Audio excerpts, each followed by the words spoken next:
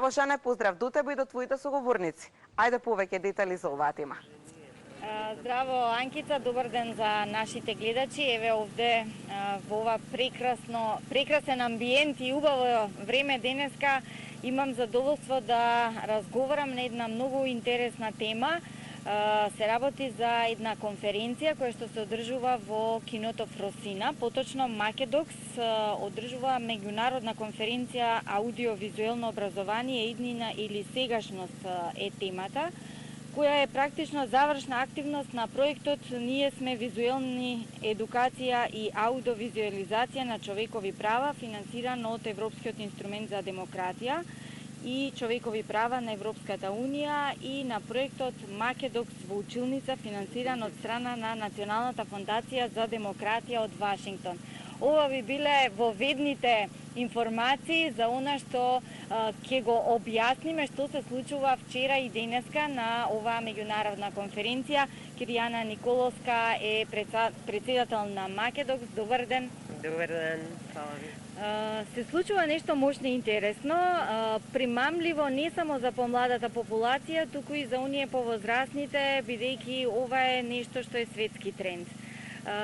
Конференцијата секако ќе донесе и заклучоци кои што се надеваме ќе бидат применети.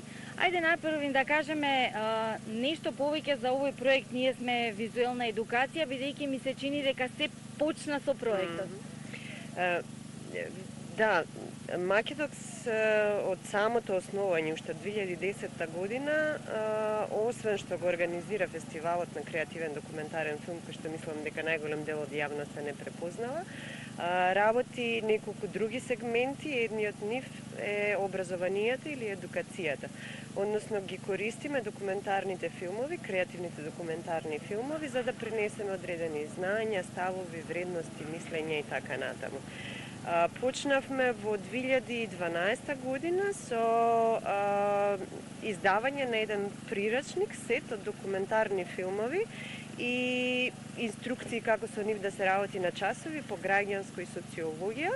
Го нарековме Македокс во училница, направивме пилот фаза, го тестиравме, го дадовме на ревизија, односно за изработка на стручно мислење до Бирото за развој на образованието.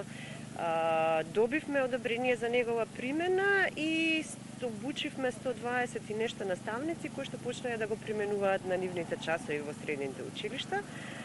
Многу набрзо, веќе во 2013 година, направивме уште еден прирачник кој што сега го понудивме на поширока, на повеќе наставници по различни предмети и во основните училишта и на здруженија кои што работат со млади на теми човекови права и демократија. Со поддршка, како што рековте, на Европскиот инструмент за демократија и човекови права, направивме обуки на нови 140 наставници кои што изминатава година исто така го користеа во образование.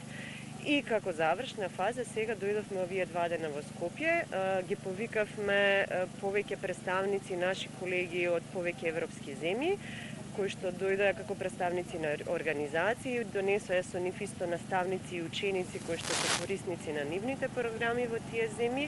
Ние си ги повикавме нашите учесници, нашите ученици, нашите наставници кои што користат вакви програми и тука сме 2 дена разменувајќи искуства, разменувајќи ставови, мислења, до кај сме и на кај би сакале или би требало да одиме со аудиовизуелната едукација.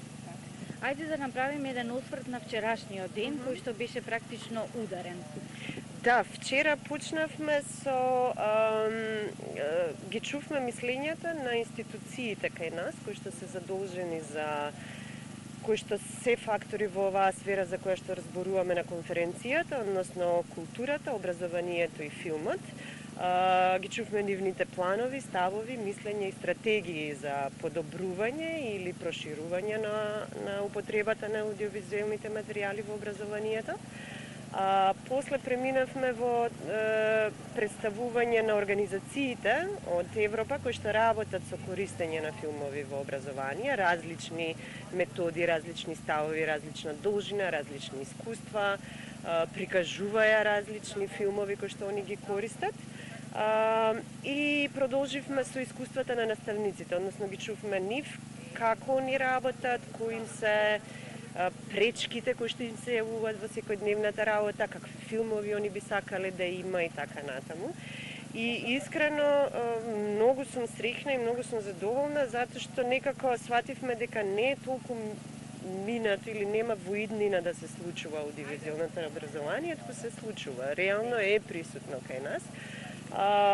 Ке имаме заклучоци, сега моментално работат учесниците во различни групи во кои што ќе дојдеме до заеднички ставови, мислења, препораки и заклучоци од конференцијата кои што ќе ги дистрибуираме до сите како мислење или сугестии на каде треба да се движиме и одиме.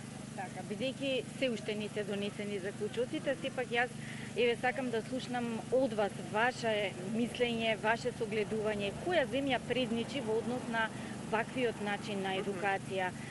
Ова се нови методи, трендовски методи кои што навистина треба да станат секојдневие во нашите училишта.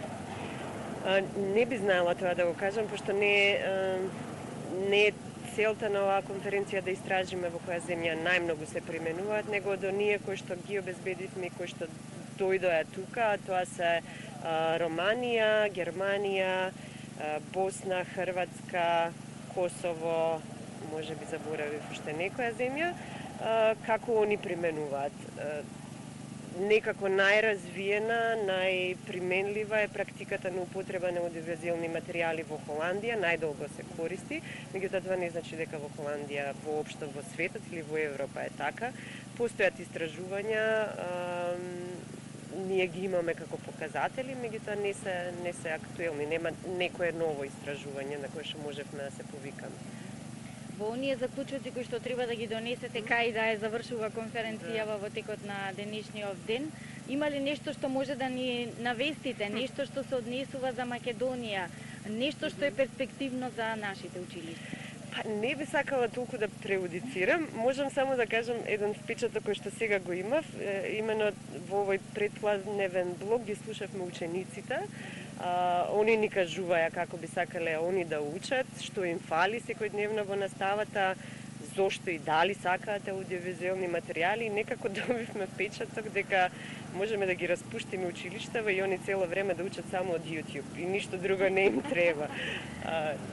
Шега може би, меѓутоа да, еден од сегментите е дека они се 24 часа, нивното внимание го привлекуваат многу анимирани, многу живи, многу визуелни содржини и седнуваат во училишна клупа, каде што е многу статично, каде што само слушаат глас на наставникот.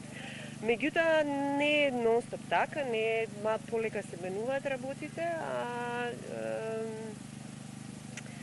се надевам дека и со ова што го правиме ние малце повеќе ги поттурнуваме и дека ќе се промени побрзо. Продолжете да поттурнувате, навистина ова им треба на младите, нема да ги распуштиме училиштата, но ќе воведеме нешто што е навистина актуелно секаде во светот. Македонија и образованието во Македонија оди кон нагорна линија, да се надеваме дека и вие ќе продолжите со вакви проекти. Да, исто. Сакам на гледачите да им најавиме уште една активност која што е вечерва во организација на Македокс, а е надвор од конференцијата, една интересна проекција. Да, како што спомнав на почеток, Македокс има неколку сегменти во својата работа. Една од тие сегменти е дистрибуцијата на креативни документарни филмови, па од тој сегмент вечерва имаме проекција на еден прекрасен документарен филм, се вика Човекот Делфин. Го емитуваме во Кино Култура од 20 часот, па ги повикувам сите што се заинтересирани да дојдат. Филмот го портретира животот на Жак Мајол, може да го сгрешив, извинете. Тоа е инспирацијата за Лук Бесон да го направи филмот Големото синило. Веќе го прикажавме еднаш во Кино Култура, доста луѓе вративме затоа што немавме места, беше распродадена проекцијата, па се одлучивме на уште една, па еве сите тие кои што не успеа и ги вративме да им се извинам уште еднаш и да им кажам дека вечер може да дојдат и да го гледат. Така, од колку часот? Од 20 часот Кино Култура. Благодарам многу за разговорот. Ве враќам назад за да ги чуете и вие заклучоците и да ви посакам среќа во понатамошната работа во реализација на проекциите кои што навистина ни се потребни. Фала ви многу за просторот и за времето. Анкица, еве, тоа беше јавувањето од пред Кино Фросина, каде што се одржува една интересна конференција за која што зборувавме изминативе минути. Не благодарам многу, секако поздрав до тебе и до твоите соговорници. Интересна тема, интересен настан во Кино Фросина или па како што уште го знаеме како Младински културен центар. Ние ќе